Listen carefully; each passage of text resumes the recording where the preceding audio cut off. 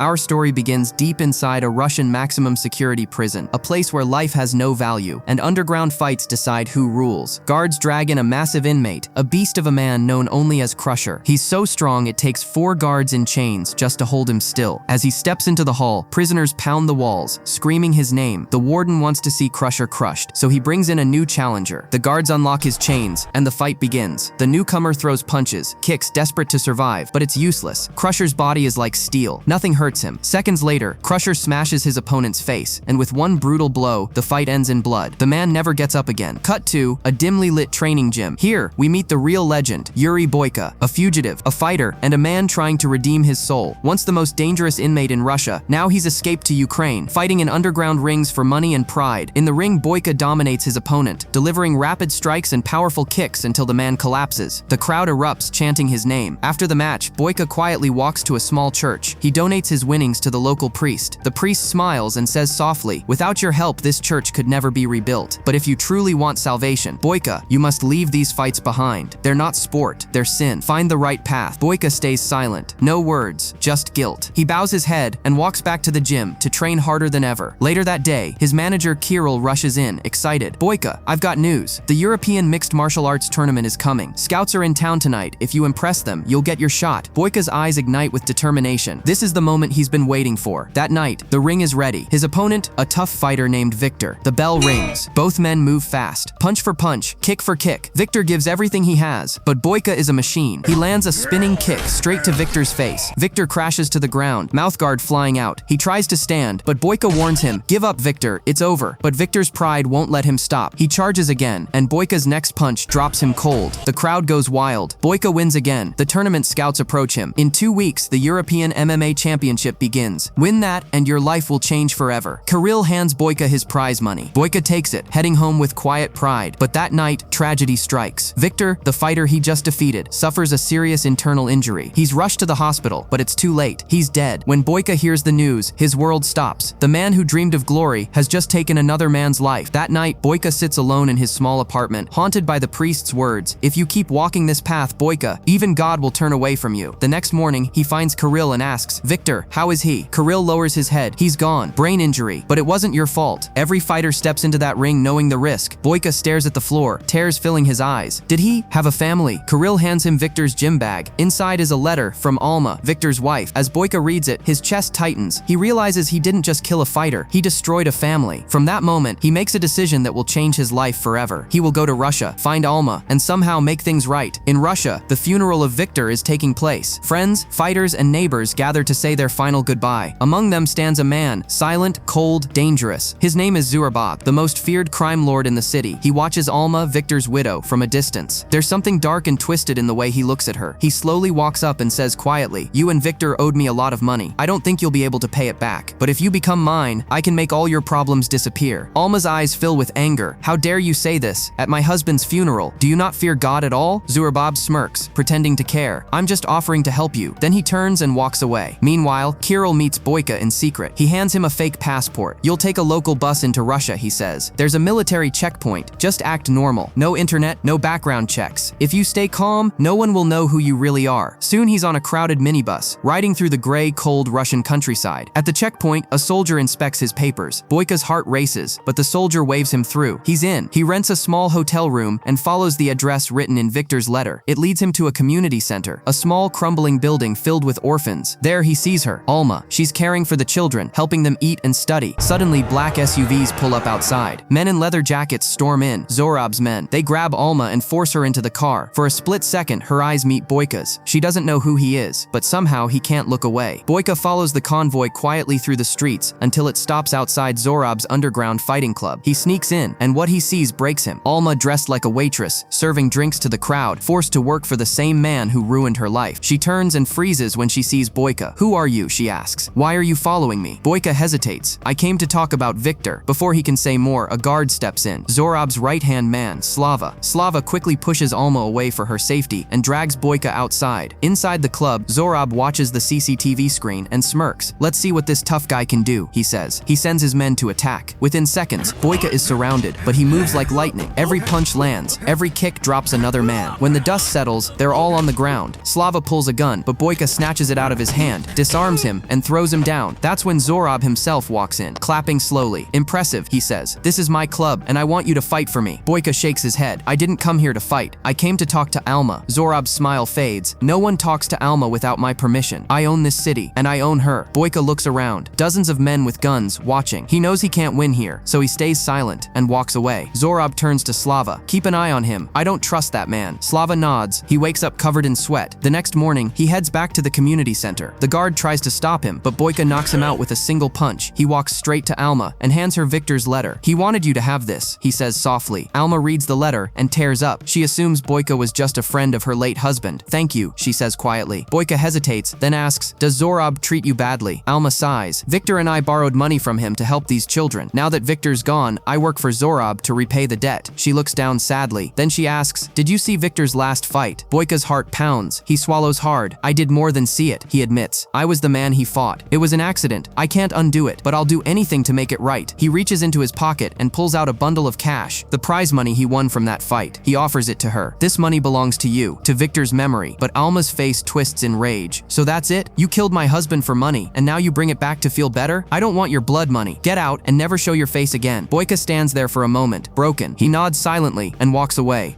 Zorab was searching for new fighters for his underground club, but no one impressed him. Until one man walked in, Yuri Boyka. The guards tried to stop him, but Boyka knocked one out cold with a single punch. He looked straight at Zorab and asked, "How much does Alma owe you?" Zorab smiled faintly. "You shouldn't worry about Alma. Even if you gave me every penny you've ever earned, it wouldn't be enough to pay off her debt. Leave this city or you'll die here." Boyka didn't flinch. "I want to make a deal. I'll fight for you, and in return, you clear Alma's debt and set her free." Zorab leaned forward, intrigued. "3 fights. You win them all, and if you can beat my champion, Alma walks free." Boyka nodded. "I'll do it, but I need 1 day of rest after each fight and a place to train." Zorab chuckled. "You're negotiating with me. You've got guts." Yuri Boyka. Boyka froze for a second. How did this man know his real name? Zorab grinned. "This is my city, Boyka. Nothing happens here without me knowing. Don't worry about the police. As long as you fight for me, they won't touch you." Slava frowned. "Boss, why waste time on this guy?" Zorab smirked. "You don't know who you're talking to, Slava. You'll find out soon enough." Later that evening, Alma visits Boyka. Her tone is cold. "Do you really think winning fights will buy me? I don't need your help or your money. Just leave me alone." Boyka stays calm. "I don't want anything from you, Alma. Victor died because of me. I'm doing this to make it right, not just for you, but for my own soul." Alma stares at him for a moment, then turns and walks away without another word. Boyka heads to a nearby gym and starts training relentlessly. A few locals try to mess with him, but one swift kick from Boyka sends a man crashing to the floor. He doesn't fight for pride anymore. He's fighting for forgiveness. That night, inside Zorab's underground club, the crowd roars as Boyka steps into the ring for his first match. His opponent, Boris, a heavy, brutal fighter with raw power. The bell rings. Boris charges in with wild punches, but Boyka dodges every strike with lightning speed. Within seconds, Boyka grabs him by the neck, slams him to the ground, and forces him to tap out. The fight is over. The crowd goes wild. Boyka wins again. Zorab watches from his VIP balcony, his eyes full of calculation. As Boyka leaves the ring, Alma walks over, holding a glass of water. She hands it to him silently. Boyka takes a sip and asks softly, "Do you know any quiet place around here where I can train?" Alma replies, "There's a gym about 5 minutes from here. You can practice there." Boyka smirks. "I've already been there, but there are too many idiots getting in my way." Alma thinks for a moment. "Come to the community center tomorrow. I'll give you a place to train, away from all this." The next morning, Boyka arrives at the community center. Alma leads him to an old training room, Victor's old gym. The air is still. The gloves and bags are covered in dust. Boyka stands in silence for a moment, then starts training, shadow boxing, stretching, striking, every move filled with discipline and purpose. After a while, a few orphan kids peek through the doorway, watching in awe as Boyka trains. Alma rushes in and says gently, "Kids, don't bother him. Go outside." But Boyka smiles, something rare for him. "Let them stay," he says softly. "Maybe they'll learn something." The kids grin, inspired. And for the first time in years, Yuri Boyka feels at peace. That night, Boyka stepped into the ring again, this time against Ozero and his brother, fighting them both at once. At first, it looked like a bad idea. 2 attackers, fast, brutal, relentless. Boyka struggled. He took heavy hits, but then slowly, he found his rhythm. He began to dominate. A flurry of strikes, a thunderous assault. Ozero staggered. Just when victory seemed within reach, Ozero's brother struck from behind, a savage kick to Boyka's back. Pain exploded through him. A muscle tore. He bit down on the pain. He looked at Alma, forced himself forward, and finished them both. Both men fell unconscious. The crowd roared. Zorab sat back, stunned. He hadn't expected Boyka to beat 2 fighters at once. Zorab decided to up the stakes. He bribed a Russian prison officer to bring Crusher, the terrifying convict, to his club. The officer warned him, "Crusher is dangerous. He almost lost his job the last time." Zorab didn't care. He promised money and the chance to capture capture a fugitive, Yuri Boyka. Greed won. The officer agreed. Crusher would come. After the fight, Boyka returned to the community center to train back against the world. Still bleeding, still moving. Alma found him there. She remembered Victor's old routine. He used to say, when the muscles hurt, that's when training matters most. She brought a salve, something to ease his back. Boyka couldn't apply it himself. Alma bandaged him, gently like someone caring for a wounded man rather than a violent fighter. She pleaded with him again. You don't have to fight for me. Just leave this city. Go somewhere far where Zorab can't find you. Boyka asked quietly, why don't you leave? Go far enough that he can never find you. Alma's eyes blazed. If I leave, these children will get lost. They'll fall into the hands of thugs and gangs. They will become what we are trying to save them from. She walked out in anger, scared and stubborn and trapped. Zorab kept poisoning the town against Boyka. He spun lies about Victor's death. He tried to turn Alma into an enemy, but she stopped him, refusing to be bait. Still, his threat hung in the air. Come back and I won't leave you alive. The next day, Alma returned to Boyka's room. She wanted the truth. She needed to hear it in his eyes, face to face. Tell me what happened with Victor. Tell me it was an accident. Look me in the eye and say it. Boyka didn't make promises he couldn't keep. He told her the truth. I did terrible things. I paid for them. Becoming champion was my dream, but I never meant to end Victor's life. It's my fault. I can't bring him back. I can only try to fix what I broke. Alma left, tears falling down her cheeks. That night, Boyka faced Igor, Zorab's so-called champion. Igor's strategy was cruel. Hit the back, break the body, crush the spirit. He aimed every strike at Boyka's wounded back. Pain hit like lightning. Each blow felt like a reminder of Victor. Each breath grew harder. But Boyka kept fighting. For Alma, for the kids, for a chance at redemption. Finally, Igor collapsed, knocked out. The crowd exploded. Alma wept with relief and joy. Boyka was supposed to leave for Ukraine on a minibus the next day, but Zorab stopped him. You fought well, Zorab said. One more test. Beat my real champion, not Igor, and Alma will be free. Fail, and I'll sell her. Boyka had no choice. He agreed. There was no other way, so the final challenge was set. The stakes had never been higher.